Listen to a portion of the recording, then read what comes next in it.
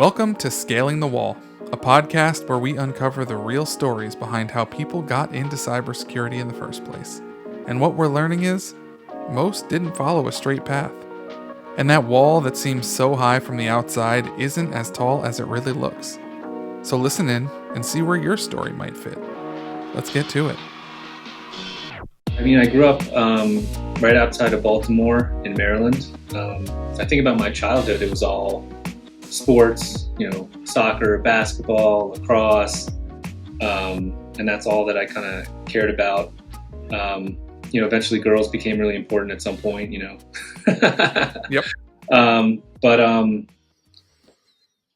Just like, I think with regards to like kind of ending up where you end up, there was like a ton of interest for me in computers, right? I think, growing up at that time when internet just started, right?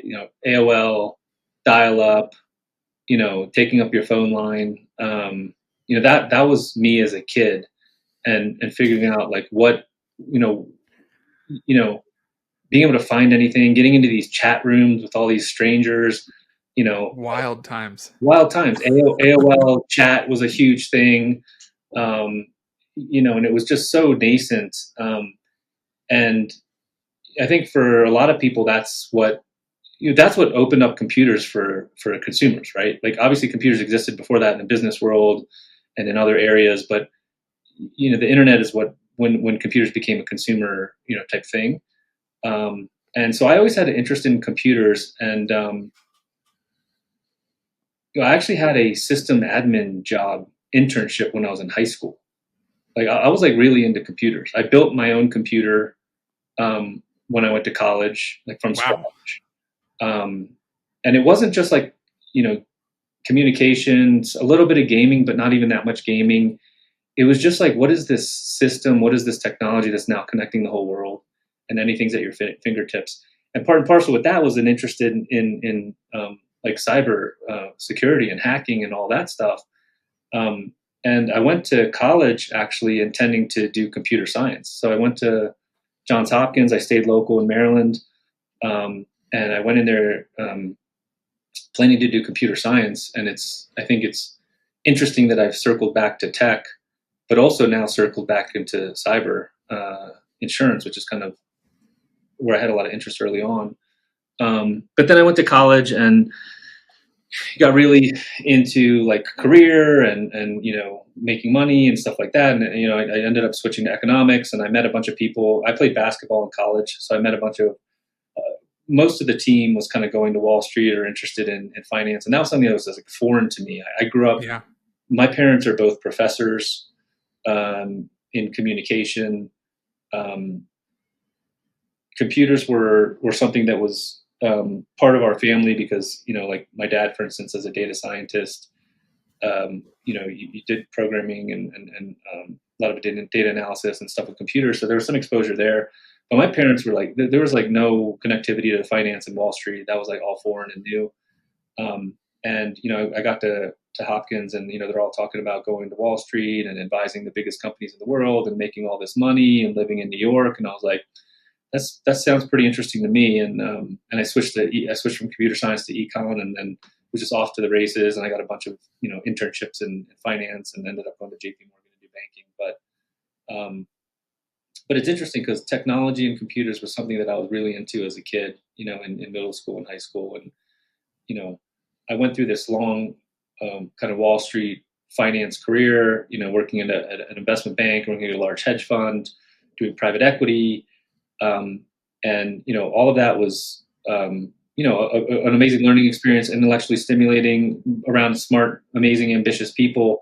The reason I left is because I felt like I wanted to go build stuff, get my hands dirty, and build stuff. And the best place to do that at the time seemed like Silicon Valley, right? I mean, who's building the most companies, And so moving from Wall Street to Silicon Valley to start building things, not just being transactional like you're on Wall Street, but actually going and building things. And so I ended up in Silicon Valley, which kind of reignited just an interest in technology for me in general, which was great to reconnect with that. And then to end up here with you guys at FifthWall, looking at cyber and the cyber markets holistically, I think is even more of a reconnection to interests I had as a kid, and even in my career, like when I went to Silicon Valley, um, the first startups I got involved with were around environmental startups. So the first one was like a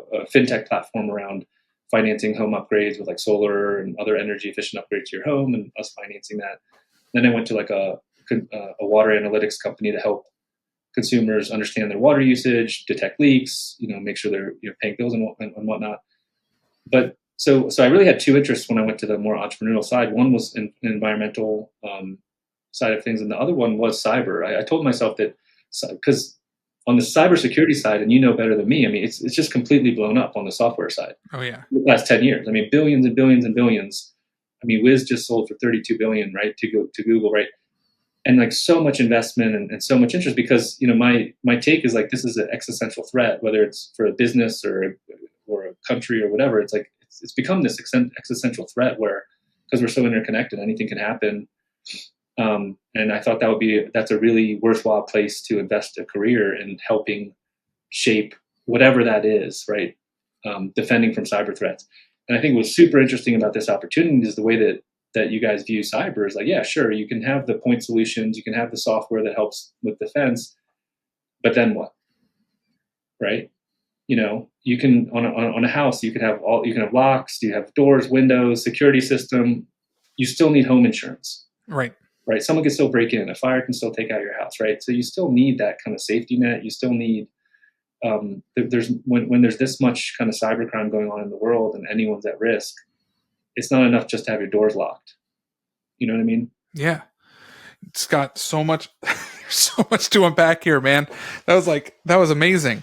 And you're just like hitting me with waves of nostalgia here because a lot of people I talk to, who are just getting into this industry, never lived in the age of dial-up, and I remember this so vividly. Of like, you talk about girls, and I'm thinking about like your crush, and you're waiting on AOL Instant Messenger for that door to open. That's Like it right. literally made the door open sound. You're like, Right. that's it. Now I can start chatting. And then That's the door shut, and you realize that's it. That was my opportunity. I can't talk to this person again until I see them in person or they join back in. You couldn't send texts. You weren't sending messages while they were away. Like it was, right.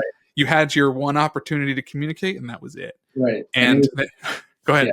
And it was like the first like digital social experience because you had all those, handles right there. Yep. So, you had your buddies, you had your crushes, and that was like the first, it was like a digital social experience. And you're just sitting there with like so many chat boxes open. You're just like chatting with everyone. It became like this crazy social experience. Yeah. And I think there was just so much to explore back then. I mean, gaming was kind of exploding. Yep. That kind of like that social media, social interaction was exploding, and then and obviously that was also the beginning. Once the internet started, it was also the beginning of obviously cybercrime, right? Like once a computer's connected to another computer, there's risk, and so you brought up chat rooms, and you had the sketchy people in chat rooms parading. You had the earliest stages of catfishing going on in those chat rooms. Absolutely. And it's wild that has now evolved into something that is threatening not just an individual and maybe their desire to connect, but it's threatening businesses, it's threatening economies, it's threatening nations. Yeah. Right? It's amazing how that's exploded. But I mean, I remember being a kid and my parents were like, "Get off the internet! We got to use the phone," and it was all connected all the time, and you couldn't use one and the other at the same time, and it was just a different world. But I mean, your story resonates with me a lot because I was kind of a self-proclaimed tech junkie as a kid, and whenever something went wrong technologically in our house, my parents would inevitably reach out to me and be like, "Will, what'd you break?" It's just something like that. But yeah, I mean, it's crazy. So you did say something though that was very interesting to me because you said you went to college, you played basketball in college, and a lot of your teammates were kind of going the Wall Street route. So you went that route, and then there was this moment for you where you said, "Well, I don't want to do this anymore. I want to build stuff." Can you kind of dive into that a little more? Because I feel like it's hard to pivot away from something you're doing. So what kind of gave you peace about pivoting? When you said, "Oh man, I want to go do this," but then you actually went and did it? Because I think that's one of the hardest things to do. Yeah, and I think um, those jobs on Wall Street too, if you're fortunate enough to kind of get a seat, you kind of try not to lose that seat. Yeah. It's hard to get in. It's you can make yourself very wealthy.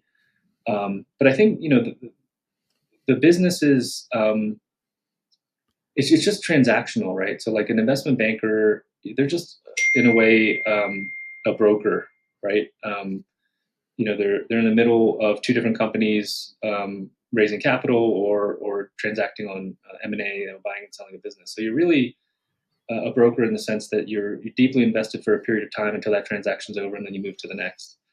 Um, and for some people, that's great, and it is fun. You get to see a lot of different companies very, very quickly. You're analyzing deal after deal after deal, and you're learning a ton. And then, I went to the hedge fund side, and it's kind of a different side of the table, but same deal. I mean, anyone that trades stocks and bonds personally, you understand. You research it, you trade it, you make money, you sell it, and then it's over. Okay. There's not really an emotional attachment, or there's not supposed to be. And again, you're kind of, in some ways, you are helping, you are providing a service to the world, but in many ways, kind of just more, the MO is more like enriching yourself. And it's just like at the end of all that, and seeing Wall Street from so many different angles, banking, hedge fund, private equity, it just all, I just wasn't happy, right? Like that's the bottom line, and when you're not happy, you really have to analyze your life from top to bottom, look in the mirror and be like, well, what's going on here? Is it relationships? Is it career? Is it hobbies? Is it friends? Is it family? And I think, for me, it was just like, I wasn't getting that deep soul fulfilling type of thing from the career. And that's just me. I have a ton of friends that still do that. They love it. They're passionate about it. That's great for them, Yeah. But then it was kind of like, in kind of my last gig on Wall Street, I had it was at GE Capital, and it was doing middle market private equity. So a bit smaller companies than at JP Morgan. And what happens when you look at like buyouts and acquisitions in that smaller range is you run into a lot of entrepreneurs. You run into a lot of people that have built something super valuable over their lifetimes, 30, 40 years. And it's a different type of person that you run into than when you're advising like United Airlines. When you're talking to an entrepreneur who's built a company over 30 years, they've lived and breathed it. It's their baby. Yeah. And for whatever reason, it's time to sell. They need to retire. But you run into these entrepreneurs, and they're so passionate. They're so enthusiastic. They built something from scratch. You just get that feeling being around entrepreneurs that they've manifested value into the world themselves. Yeah. And I think that really inspired me to think about going into startups, going into entrepreneurship. That feeling of like, what can you build over a long period of time with sustained, grind and hustle, and that was the biggest thing in terms of finding something where I can use my finance skills that I built on Wall Street, bring it to an operating role in a more entrepreneurial environment, and actually help build and grow something over a longer period of time, and have an emotional connection to it, and feel like you're bringing new value to the world, and all that. And I think that change was hard, but when you're kind of lacking satisfaction, or you're lacking happiness, it's not too hard to think, what else could I be doing? And I think there was a path here that just is more suitable for my personality, to want to build and want to get my hands in the dirt and kind of grow things. So that's how that kind of unfolded while sitting there on Wall Street. Have you had the opportunity since making that transition to build anything significant that you're excited about, or that you were able to sit back and had a bit of that intrinsic value where you're like, oh man, this is cool. This is helping someone. This is doing something. Yeah, I think, I've been to a number of startups now, and I think, like, I've never come across an idea that's not helpful to the world, right? I think, you could argue some are more helpful for the world, and the ideas that are more helpful for the world should, in theory, become bigger companies and be more successful. I also think execution plays a huge part in that, right? I forget the phrase, like, ideas are a dime a dozen, but actually doing something about that idea and getting it done and executing is where the real value is. And that's how I feel too with startups and businesses. Like, there's tons of great ideas, whether you're marginally helping the world or substantially helping the world, it's probably all worth doing. It's just, do you can you get from A to B and realize that value? So, the first company I worked with, it was a it was a great lesson in like Silicon Valley and startups because it was the fintech company where we were providing um, financing for energy efficient home upgrades, and it was a company called Renovate America out of San Diego actually, and it was a new type of loan product that was actually government sponsored. It's called PACE loans, so it actually sits above your mortgage and collateralized by your house, which was kind of interesting to get people a Yeah. lower interest rate uh, and catalyze that type of investment. So when I joined, they were um, 80, almost 90% market share in this new type of loan that was developed. And so, like literally tens of thousands of people, they allowed, they helped them get solar panels and, um, waterless, all that stuff, right? Um, and so you've done like great work in the world, right? There's a loan product where it's cheap and easy, and the economics to upgrade your house is amazing, right? But you still have to run a business, right? Sure. So being there, I felt great about it. Like what we were doing, I thought for the world was fantastic. So what happens when you have 90% market share? Competitors come in, right? And so fast forward a year, there's 5 competitors, market share goes to 30%. We weren't spending money in the right areas. We're spending too much money in like, branding and other these things. And we weren't, making sure our product was, staying ahead of the curve. So long story short, as my first foray into Silicon Valley, I was laid off after a year. Mm. And that was shocking. And then fast forward 2 or 3 years after that, that company is no longer in existence, right? And I joined at a time when they raised $120 million and it was like a $600 million valuation, and next stop was IPO.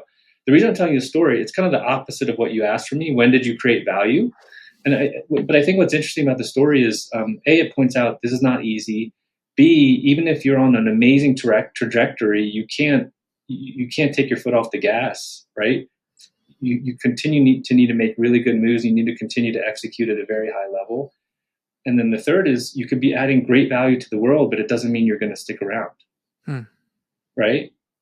So that was like a really hard lesson, first lesson in Silicon Valley. Now the next one I joined after that, WaterSmart, the customer water analytics company, we grew that. It was growing successfully, and we ended up selling that company to a larger company who wanted to fold it in and kind of a roll-up strategy into the water utility space. So we sold our customer engagement software to a CRM company that focused specifically for utilities to help them manage their people, and so it was a natural fit.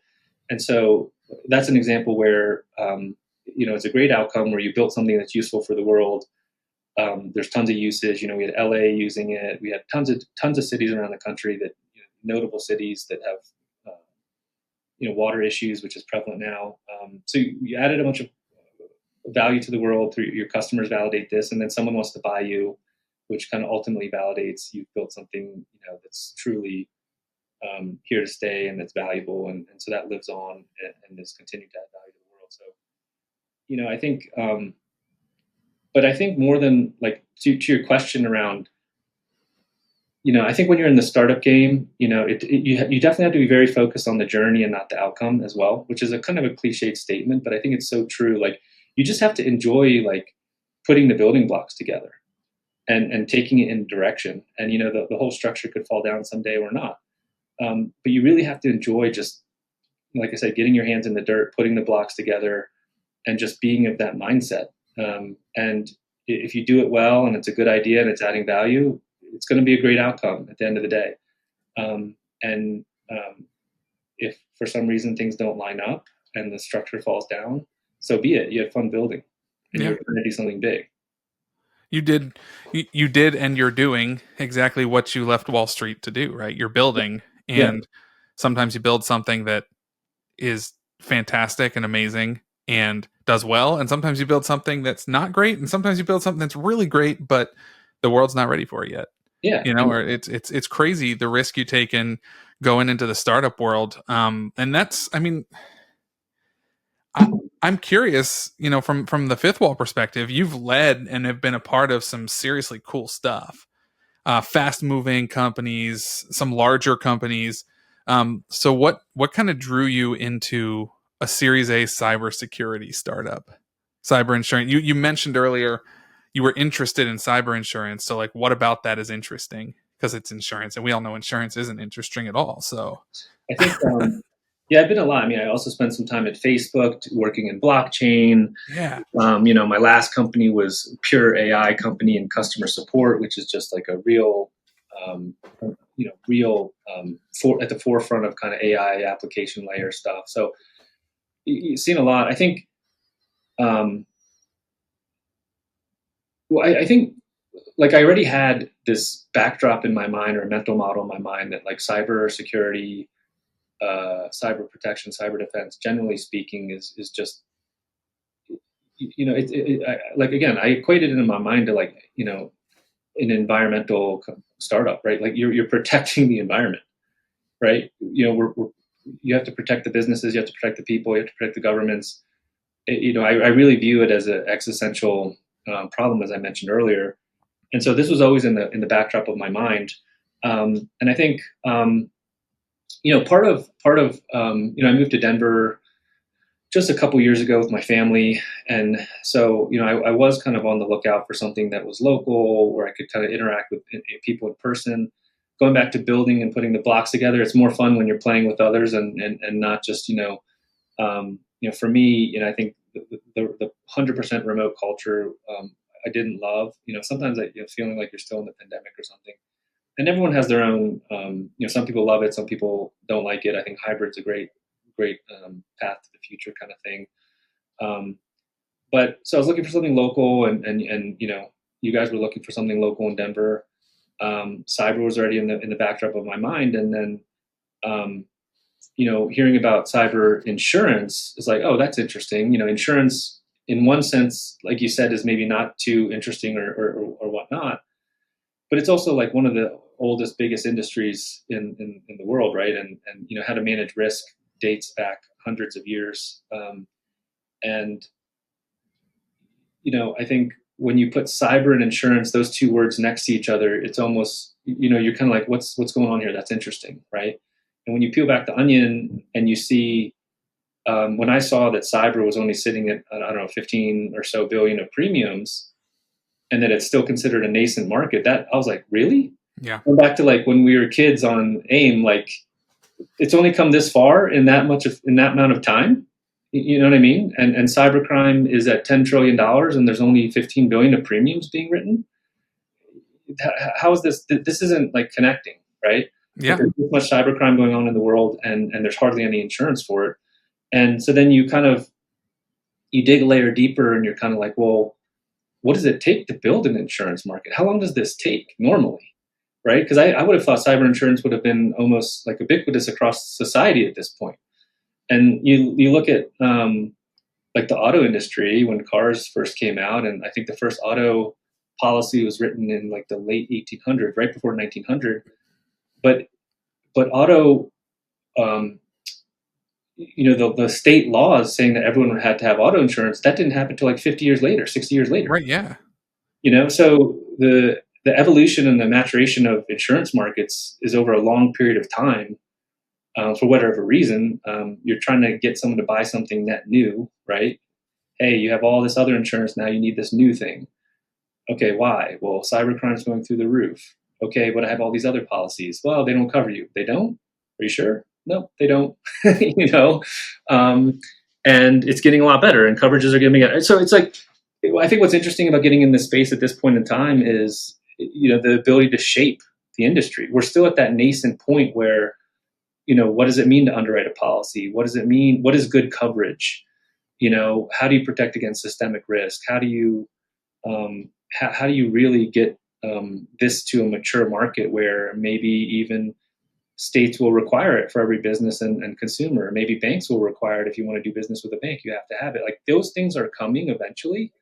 But I think we're the people that are going to be on the ground, growing this market, evolving this market, improving this market so that people understand what it is, understand why they need it, and it actually protects them, right? In other insurance markets, the early products didn't do what they were advertised to do, and you go through lawsuits and you figure out who's responsible for what, and ultimately the courts will decide who owes who money. Right. And that's every insurance market, because you don't really know how to underwrite these things initially, and you improve it over time. So it's something that I think, to sum it up, is hugely important to the world.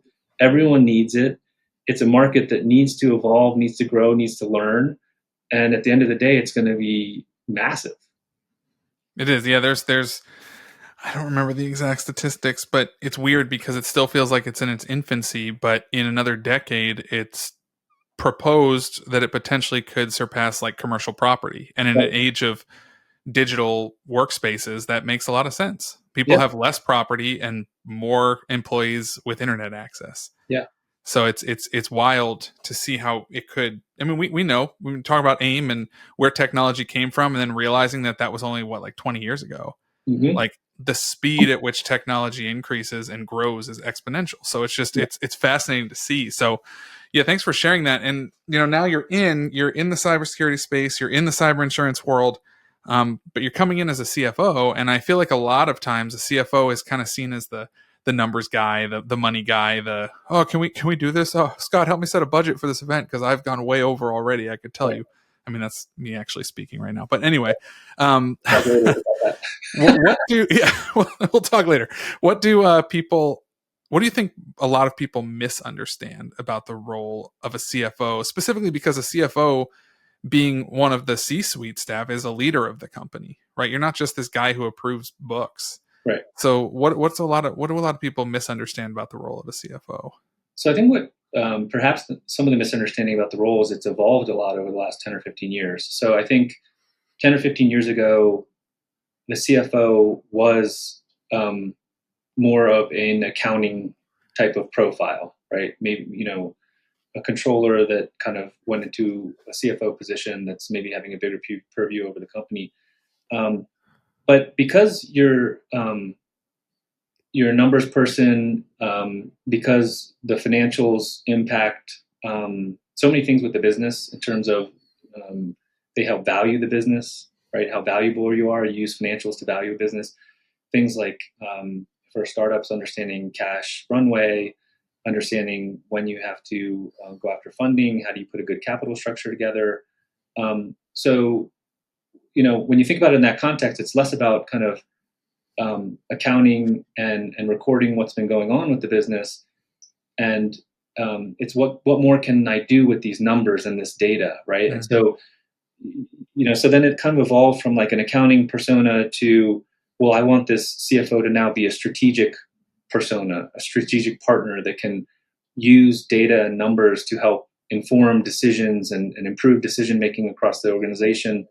And so then you kind of had the rise of the strategic CFO, where more kind of ex bankers or ex kind of strategy types coming in the CFO seat without even accounting backgrounds. Like I'm not an accountant by trade. I couldn't close the books. I'm more of a banking corporate finance background, and that plays more into strategy and valuation.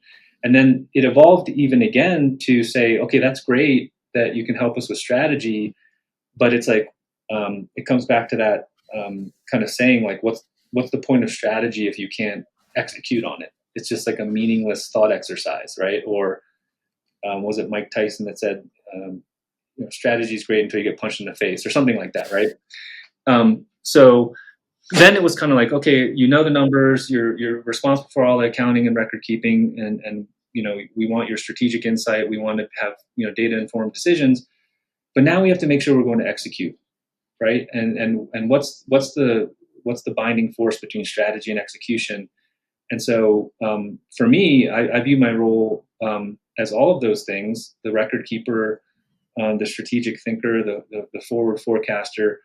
But the last piece here is to be an operational partner, to be sitting down and be a business partner to whether it's sales or marketing, product and engineering, and not only help with things like budget and capital allocation and are we getting return on our investment, but what should we be doing and why?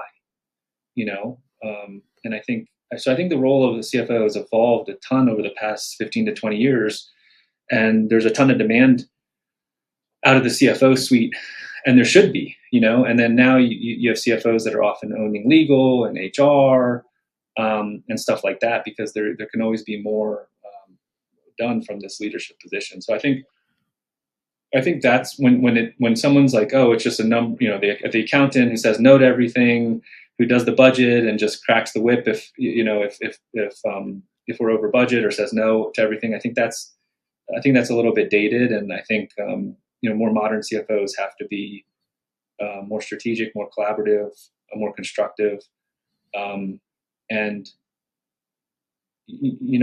over budget isn't a bad thing if there's return for it. Like, it's for good reason. Sure. If there's a marketing program that's having great results, but we budgeted at $100, why would you ever limit yourself just because your budget? It's like, no, if it's going bonkers, put 200, 2x it, 3x it, 4x it.